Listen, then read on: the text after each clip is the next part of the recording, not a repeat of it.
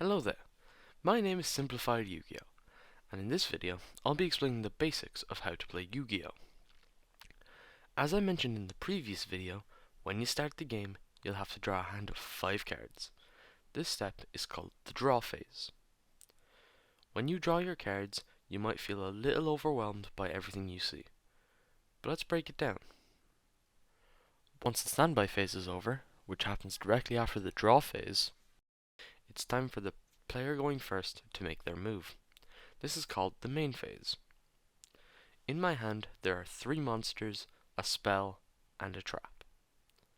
If I click on one of the monsters, it'll tell me some information about the card. Now, this looks like a lot of information, but I can help you navigate it. There are 2 large numbers you'll want to pay attention to at the beginning. The numbers beside the sword and the shield.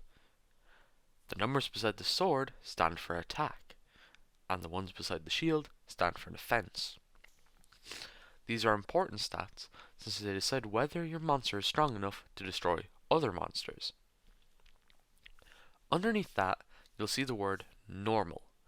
This means that the monster has no effect. Effect monsters will have an orange color, while non-effect monsters are yellow, and you'll see the difference later on. Now, this may be an information overload, so I advise that you pause the video and study the card. It's just so I don't overwhelm you with information too early. You alright? If so, I'll continue explaining the basics of the card. Another thing to pay attention to is the number beside the star up at the top right. It's directly above the attack and defense points. This is the level of the card. This is critical since it decides whether or not you can summon that monster. You might be asking yourself, why does the number beside a star matter? And I'm here to answer. In Yu-Gi-Oh! Every monster card has a level indicated by stars. If your monster is level 4, or has 4 stars, or lower, you can summon it directly from your hand, as I do in the video. This is called a normal summon. You can only normal summon 1 monster per turn. If a monster has 5 or 6 stars, you'll have to tribute summon it. What's a tribute summon? Well, to tribute summon a monster, you have to sacrifice a monster of any level that's already on the field. Let's assume you have a level 5 monster in your hand and a level 4 monster on the field. You can sacrifice the level 4 monster to bring out the level 5 monster. If the monster's level is 7 or higher, like the infamous Blue Eyes White Dragon, you have to sacrifice 2 monsters no matter the level. It could be 2 level 6 monsters or 2 level 4 monsters. Now, this leads to the next question. Where does the sacrificed monster go? Well, on your field, there's a place called the graveyard.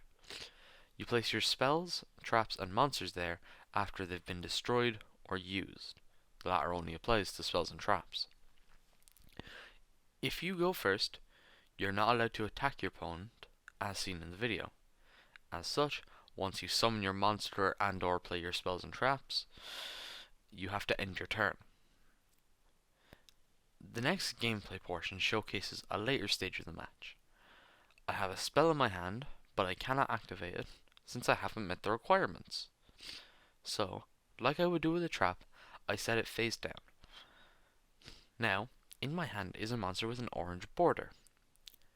This is an effect monster. Most monsters in Yu-Gi-Oh! Are effect monsters, but we'll get into those later. If you read the effect of the monster I have in my hand, it isn't useful at this moment in time. This is because my opponent set their monster into a state called face down defense position. What? What the hell is that? Well, in Yu-Gi-Oh! Some monsters have higher defense stats than attack stats. This means that they work better when placed into defense position. However, when placing a monster into defense position, you must place it face down so your opponent doesn't know what it is. You must also place it horizontally to signify that it is in defense position. This way, if a monster attacks, you might win. You might remember how earlier I mentioned that attack and defense were important. This is why. When you have a monster in attack position, and your opponent does too, you can battle them during the battle phase. This phase comes directly after your main phase, where you summon your monsters or place spells and traps. Now, I'm gonna speak slowly through this next part, since it will be hard to understand for a newcomer. Your goal is to destroy your opponent's monsters and lower their life points to 0. The best way to do that is to attack your opponent during the battle phase. Each monster can only attack once per turn. When two attack position monsters clash, whoever has the higher attack stat wins, and the loser takes damage equal to the difference. The losing monster is also destroyed. If one monster is in defense, the attacking monster must have a higher attack stat than the defense of the monster they're attacking. This is why defense is critical. If the attacking monster is weaker than your face-down defense position monster, it doesn't get destroyed, but your opponent takes damage equal to the difference in stats. Let's say your face-down defense position monster has 2000 defense and your opponent's monster has 1500 attack. The opponent would take 500 damage, and that monster cannot attack until your opponent's next turn. If your monster had 1400 defense though, your monster would be destroyed. However, a benefit of being in defense position is that you take no damage from battles with that monster. The gameplay shows this. I attack my opponent's defense position monster, and they take no damage. Now I have 2 attack position monsters, and my opponent has nothing. This means I can go for a direct attack. A direct attack means you take your monster's attack points away from your opponent's life points. Think of it like attacking a monster that has 0 attack. After the battle phase, you have access to the second main phase. If you forgot to place a spell or trap, or summon a monster in the first main phase, it's your chance to do it there. However, if you summon a monster, it will not be able to attack. During my opponent's turn, they activated a trap card. This is because they were able to meet the conditions of having one normal monster in the graveyard. Now, they will perform what's called a special summon. What in God's name is a special summon? Well, a special summon is a way to summon a monster through a card effect. Take one of the most well-known spell cards, Monster Reborn. It special summons any one monster from your graveyard. The card my opponent activated is doing the same, just to the monster I destroyed last turn. This means that, in one turn, they've summoned 2 monsters, one in attack position and the other in defense position.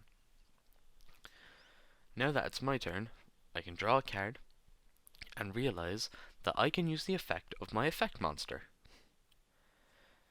To use it, I must first summon it to my field. So, I normal summon it and use its effect since the condition was fulfilled. This card needs an attack position monster on the opponent's field to activate its effect. And its effect lowered the opponent's attack position monster's attack points to 0, because for every monster they had, it lost 1000 attack. This means they had one monster with 0 attack and a monster that I can't see. Because of this, I was able to win the game a turn early by destroying my opponent's monsters and attacking directly. A single turn in Yu-Gi-Oh! Is a considerable amount of time, so winning a turn early is great. Now, I understand. This is a lot of information to take in all at once. I highly advise that you rewatch the video so you can learn about these necessary functions in the game if I have spoken too fast for you. Because I genuinely know that everyone learns at different speeds. Now, if you enjoyed this video, you don't have to like, subscribe, or comment. I honestly just appreciate people watching this and learning how to play one of my favorite games. see you in the next video.